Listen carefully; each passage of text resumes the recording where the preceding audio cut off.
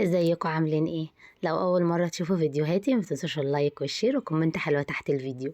عاملين النهارده اكله، المفروض نسميها اكله المستعجلين. مش هتقفي كتير في المطبخ، كل حكايه نص ساعه بالكتير هتكون جاهزه معاكي.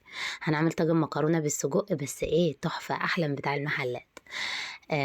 جبنا كده بصله مفرومه حطيناها في الزيت كده، مش هستنى ان هي تتحمر ولكن هسيبها بس تتبل شويه. هنجيب السجق بتاعنا احنا مقطعينه وهو مجمد، يا بنات ما تقطعوش السجق وهو طري، لانك لو قطعتي كده وهو فاكك كده من التلج بيتهرى معاكي في السوية وبيطلع من الغلاف بتاعه.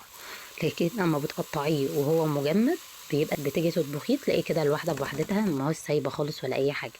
جبت خضار مشكل، فلفل اخضر، فلفل احمر، وكمان فلفل حامي وطماطميه مقطعه مكعبات.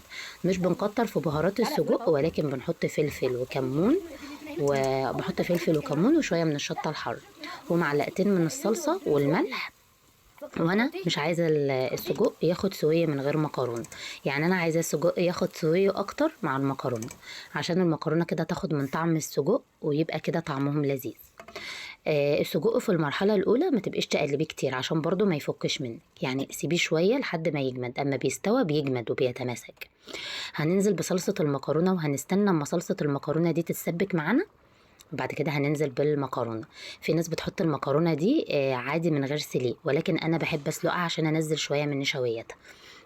ودي يعني حريه شخصيه ليك. ممكن تنزليها من غير سوي، وممكن تسويها وبعد كده تنزليها.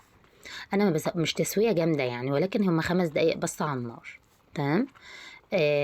سلقتها وكمان قلبتها كده بالطريقه دي.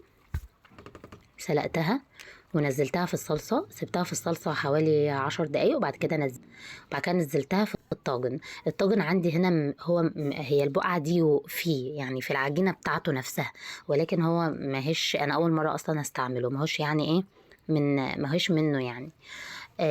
الطاجن الفخار عتقناه زي ما بيقولوا، يعني اللي هو قضيته يوم كامل في المية، بعد كده طلعته من المية دهنته زيت وحطيته في فرن ساخن قوي ساعة، وبعد كده سبته لما برد وغسلته وبدأت استعمله. تمام. حطينا كده فيه المكرونة، وبعد كده هسوي وش كده المكرونة، ولزوم بقى الدلع وشغل المطاعم لا احنا برضو نعرف نعمله. سويت كده وش المكرونة وحطيت على رشة من الجبنة الموزاريلا.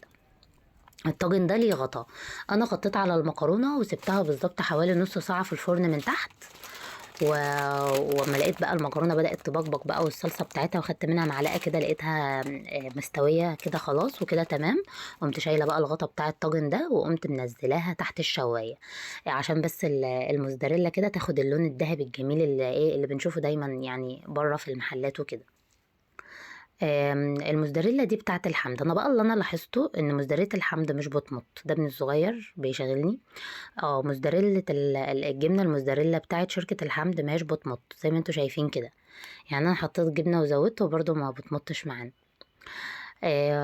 شايفين الطاجن بجد كان جميل سريع وخفيف وتغيير في نفس الوقت. ما تنسوش اللايك والشير، وكمان لو في طريقة أكل جديدة عايزيننا نجربها اكتبولي في الكومنتات. ما تنسوش تشتركوا في الصفحة عشان يوصل لكم كل جديد. سلام.